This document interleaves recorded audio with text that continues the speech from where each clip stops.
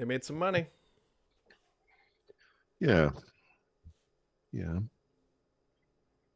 Also, just realizing my computer rebooted, and I didn't check every single audio setting that Windows controls, but it looks like it's all right. So, Yeah, what could go wrong? I mean, It's you're not like definitely we, getting recorded. I'm getting recorded. I just hope it's on the right mic. yeah.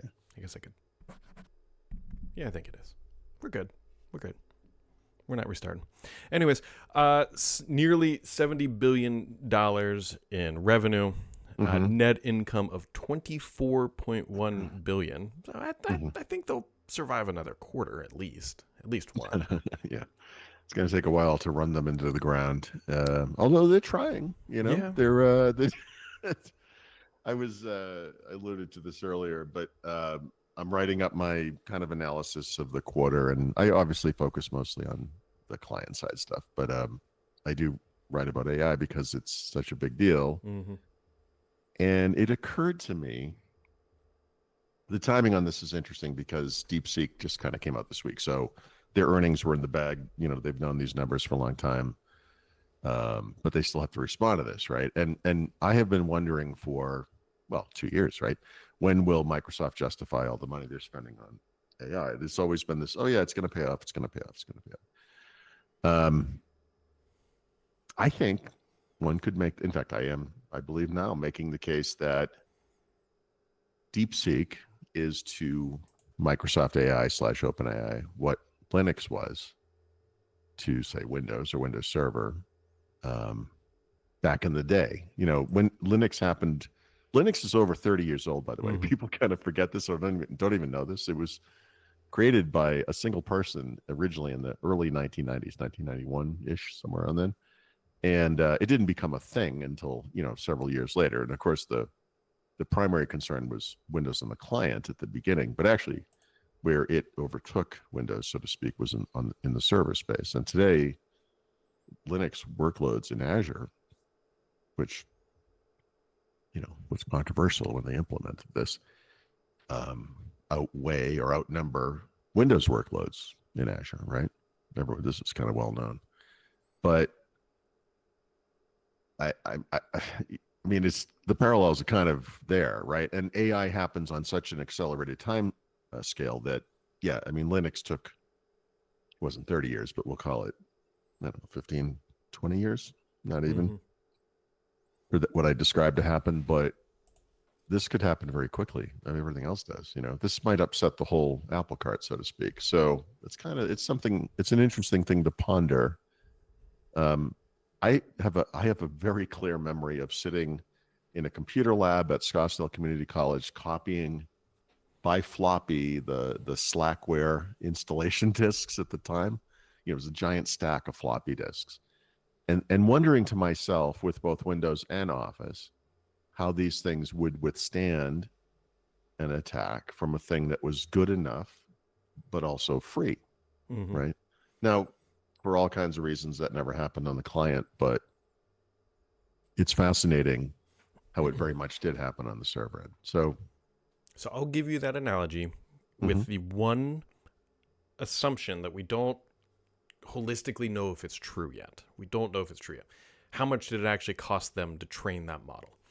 Oh, If it by turns the out way, that they're just completely lying, and like actually we have all these NVIDIA GPUs that we routed through wherever, and yeah, you but need all this stuff, but I hear you. But I'm going to tell you that it doesn't matter in the slightest. no, The- it no, does it long the term. reason it doesn't is because AI feeds on itself, right? Right. The AI is trained, is trained, is trained, is trained. So if look, Microsoft, Google, Apple, Amazon, I guess Meta as well, are so big and so powerful that they're essentially nation states, right? Um, what does it take to take on another nation state, an actual nation state like China? So if China literally was like, look, we're just going to steal all this and put it out in the world and screw Mm-hmm. these companies and thus the United States, yeah, okay, there's all kinds of political, geopolitical issues in there and all that kind of stuff. But you know what? You can never put the genie back in the bottle. It doesn't matter. So look, you could argue this is, these this sounds specious in a way, but you know, Linux as developed by that individual, Linus Torvalds, or by whatever group of individuals over a long period of time, and then eventually by companies, right? Which were all seeking to undermine the established software world, which was proprietary, and took from Unix rather, took from Windows eventually, and then, whether it was literal software code or ideas or whatever, almost doesn't matter. The point was they just looked at what was happening over here and said, all right, we're going to do it too, but we're going to give it away for free. So yeah, whatever the small cost of that was, relatively speaking, it's a new era, it's a new kind of a thing. It's literally the same thing though, right? I mean, it doesn't kind of matter how it happens. If China is, in the worst possible scenario, China as a country is willing to swallow the billions of dollars it would have taken to get this thing out the door, and maybe we'll keep doing so, right? Mm-hmm. Okay. Okay. But I mean, I can tell you that none of the companies I just mentioned would have ever done that.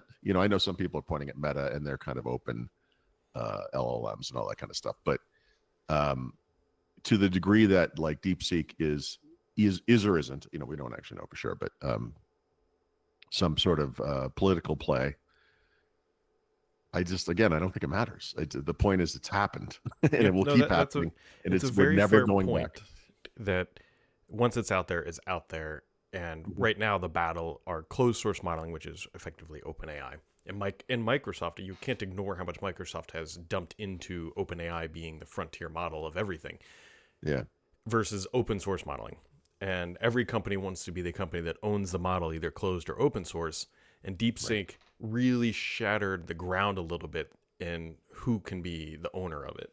So yeah, I mean, they handed it out. I literally, not right now, but any day now, you'll be able to download this onto a Copilot Plus PC, and it's not the whole. Microsoft's already put it up in Azure. So yeah, it's in Azure, but Microsoft also has announced more recently that it's coming to Copilot Plus PC, like a distilled version. But that's kind of the point, like. All AI will now be distilled from other AI. We've always known this. This has been kind of the problem. It's like if the very first AI is trained terribly and is wrong all the time, and then you only build on that, well, we have problems, right? But they're starting to kind of approach those problems in different ways. We've already seen some of this, but I feel like this just accelerates. Also, depending on the tools you may have tried or used or whatever, you will notice that they are incredibly better than they used to be just like weeks ago. Like the other half of this AI is happening so fast is that it's improving so fast, like objectively improving. So I don't know. It's exciting and scary, but it's inexorable. It's happening right now. I think it's fascinating. Anyway, Microsoft made a lot of money. Yeah, they did. I think they will. They're going to be okay. I think they will continue to invest. Except Xbox was way worse than I thought. Yeah, way worse. So there's a couple things I think going on here. First off, we can kind of effectively say they didn't do anything in the consoles, right? They slapped a bigger drive in there and then raised the price on one thing and whatever. There was no new hardware. And their reward was a 29% drop year over year in revenues from consoles. We don't know unit numbers and all that kind of stuff. There's no way they sold more, but whatever. Maybe the actual units sold were not as bad, but they cost more. So I have no idea how that works out, but that's a nightmare. I don't know. Dude, how many quarters in a row, how many years in a row can you experience double-digit revenue drop? Like, at what point does it just disappear? Where does this end? It's crazy. Yeah, I mean, you consider it, compare it to last year where they ran a bunch of promotions and everything, right? They were selling like 199 Series S's, and this year they did nothing. Like there was no, because I would have bought another Series S if I could have found it for $199. It was never there. It was always $299 or $349, and it's like I'm not buying that.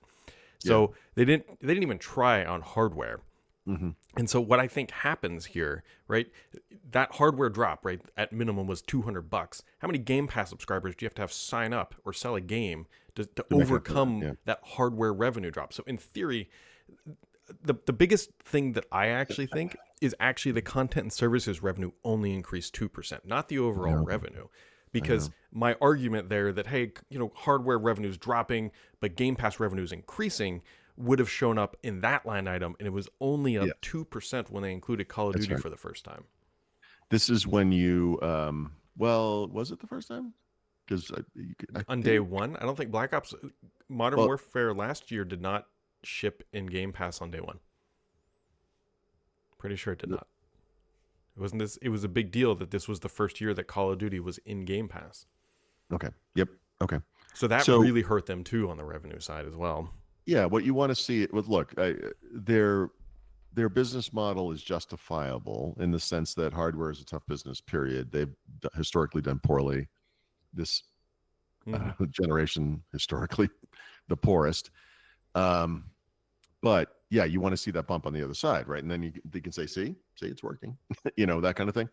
But yeah, hardware continues to fall because, like you said, literally neglected that market purposefully, it seems. And then big push on the software, well, services side. I don't have this in front of me. It's on my other computer, but there were some, I would call them soft numbers around Game Pass, and actually also around game streaming, cloud gaming, which is just part of Xbox Game Pass Ultimate or whatever, right? So yeah, I Hold on, I've got the numbers. So, first off, nice transitions. Notice how? Look at that. yeah, Oh, yeah, that one. yeah. If I hit them too quick, you gotta be smooth. You gotta be smooth.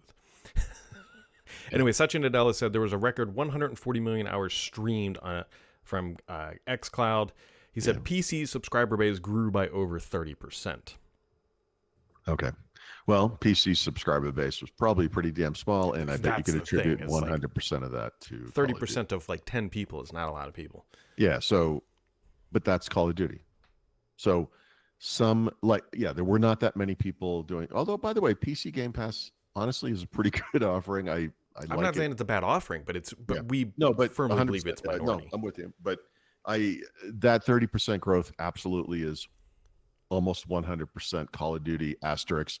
Also Call of Duty plus whatever else you get with it, and that's why they made the decision. They were like, "Look, I'm definitely buying Call of Duty, and maybe that new Indiana Jones game looks interesting, or whatever." They have all all of Bethesda's in there basically, and some tiny amount of Activision Blizzard, whatever. But The other interesting statement came from Amy Hood. She said that there was stronger than expected results from Activision, which she says including Call of Duty and Blizzard content, but which would seem to suggest that Call of Duty is doing well, but it's one type. I mean, I know it's a collection of games or whatever, but how much can that prop up the whole company? I'm not through this yet, but in each of the previous several quarters, Microsoft has pulled out, if you look at their earnings slides, there's an Activision Blizzard slide where they explain the impact on the business in pretty good detail. I didn't see that this time. Now, that doesn't mean it's not there. I'm not through the, I'm actually, I wrote my quick thing last night, and I've been working this morning on the beginning of my more deeper analysis piece, which is so far is mostly the AI stuff, but I'll see if it's in there. But if they're not calling that out anymore, which they're not in the slide decks, I know that. Okay, so then there you go. Because So it used to be like number of points by. oh my God, it was crazy how detailed it was. It was Yeah. this brief moment of transparency that you just don't get typically. Nope. And I was kind of hoping that was going to continue for obvious reasons, but I wanted to see it. There's going to be some point in the future, hopefully. Well, no, definitely, right, where the financial impact of acquiring Activision Blizzard no longer outweighs the financial benefit of owning it, right? If that makes sense, because there's, you're like, well, they spent whatever tens of billions of dollars on the thing. It's like, yeah, but it's a little more complicated than that because there's all these costs to transition. There are people that come and go, and there's costs associated with that. It's a years long process. Goodwill that they literally pay to try to cover some of that, where they say they overpay things and to acquire the asset and. Okay. Yeah. So now we're never going to know. No, we won't. Wonder if they hit that point. So I guess that's part of the, that this is unless they do a write down of the asset. That's the only way we'll know. Yeah. Maybe I'm naive or something. I don't expect that to happen. I actually do expect Activision Blizzard to make sense financially for Microsoft. I just don't have a handle on how long that might take, but it requires ongoing success in new and existing franchises, of course. Call of Duty has to keep hitting a home run. which, you know, it doesn't always, by the way, as you know. Um, although that's relative. I mean, Call of Duty's, you know, it's enormous. But, oh boy, I don't know. I feel like this is the quarter where we're finally asking questions. And by we, I mean like analysts and shareholders. Like, so you're tossing over $20 billion every quarter. How's that working out? They talked about like a run rate on AI, which I think was It's like 13 something billion for annualized. Yeah. Dude, they spent 20 billion in one quarter. Like that's a tiny amount of money compared to what they're spending.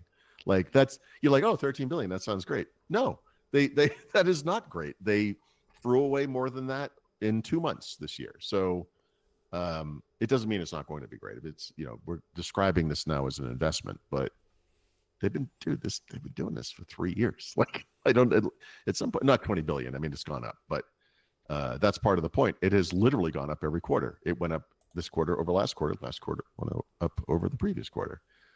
They said it's $80 billion in this fiscal year. I think it's going to be close to 100 billion. At this growth rate, it will be 100 billion. So we'll see. But yeah, I don't know.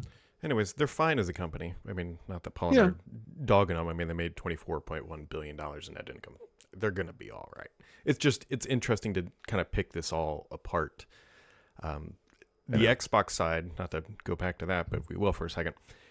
It's incredibly obvious why they're doing this multi-platform strategy. You just look at their numbers and it's like, well, okay, let me ask you though. I get it. It's not working out. They've looked at this. Whatever. I wouldn't say it's not working out. I would define, so to me, Xbox feels like it's stuck, like in this range of revenue, and they can't break out. Purposeful at this point. So I know we suspect they have this thing they want to get done that is new hardware, new probably ARM, probably a portable thing. They've been very explicit about that part of it. I'm sure they're looking at Nintendo and saying, "Could we do something like this? I mean, come on, let's go."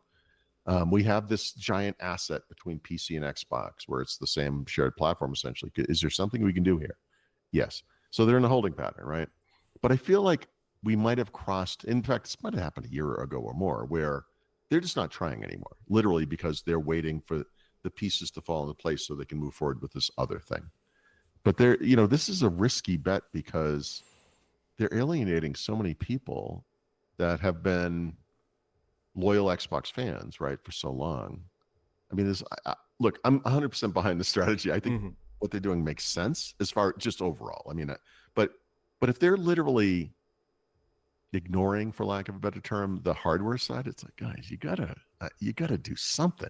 Even Sony came out with like a PS5 Pro. Now, I'm not saying it went gangbusters or anything, and that's all they have, right? I mean, they have a small PC business growing there, but what that stuff they shoveled out this last fall, like what is this? Like, look, this one has sparkles on it. Like that's fun. That's what Xbox guys are looking for. Those green sparkles on the side of the console. I think that they've come to the conclusion that they cannot win over any PlayStation customers. That because of the digital libraries, just like myself, I'm not going to switch to PlayStation. I mean, yeah, I could probably convince my friends that I play with to buy a PlayStation. The problem is our entire libraries are locked to Xbox. And so switching to PlayStation has massive cost. And the inverse is completely true as well. I'm going to go off on some semi-nutsoid sidetrack here, but if you think about PC computing, personal computing, and this notion of, Microsoft is this giant heterogeneous business, whatever. They make most of their money from the cloud now. Office 365, now Microsoft 365 is going gangbusters. It's going great. Microsoft doesn't really give a crap if you ever buy a PC. Like you could buy a Mac, doesn't matter. As long as you still subscribe to Microsoft 365, this is a net win. I could see a future for Xbox in a very similar way. You just mentioned your library. This is the biggest thing. This is the switching cost problem, right? So Microsoft is overtly supporting PlayStation, and will soon do the same for Switch 2, right?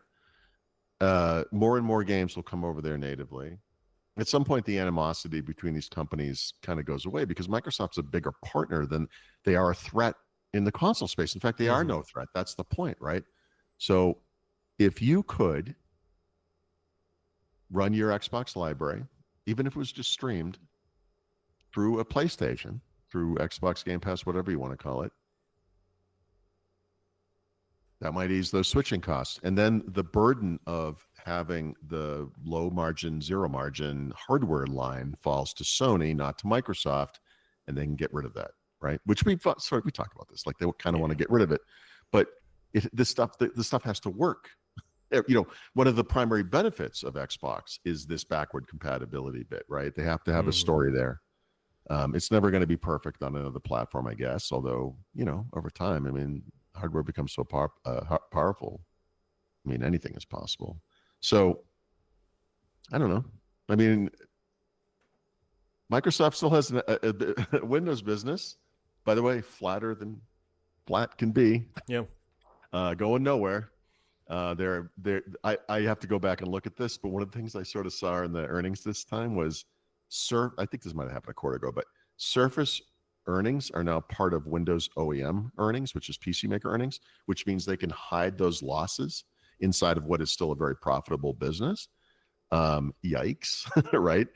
They did not call out Surface explicitly, other than to say there was a no number associated downturn, whatever. Of course there was, because there always is. I mean, Xbox will still have hardware, of course, they always do. But every time you go Sony or Nintendo, but can play your games, that's a big win for Microsoft, because that Xbox business primarily over time will become software and services, not hardware. Well, yeah. Speaking of service, we're going to get some news today. That's right. Should be their corporate stuff, I think they announced. So yeah, business related. Yeah. So that should be around. So that should be exciting. I mean, it's almost certainly like, we know what this is, right? It's like it's gotta be Lunar Lake stuff. Oh my god, my furnace Pro just kicked out laptop, again. Lunar Lake. Scared the crap out of me. Well, on that jumpy note, we'll be back tomorrow with probably some Surface stuff.